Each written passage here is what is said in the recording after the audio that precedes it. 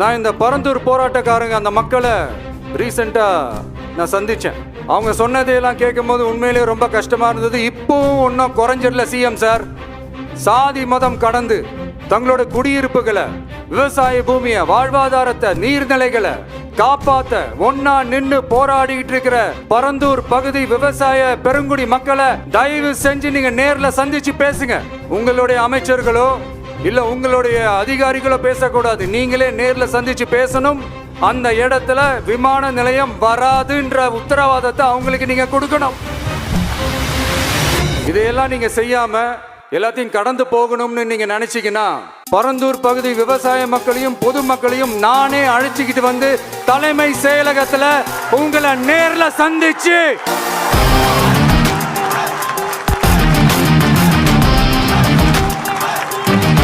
உங்களை நேர்ல சந்திச்சு முறையிடுற நிலைமை உண்டாகும். சட்டத்துக்கு உட்பட்டு எல்லா வழிகளிலும் உங்களோட உறுதி அளிப்பேன்.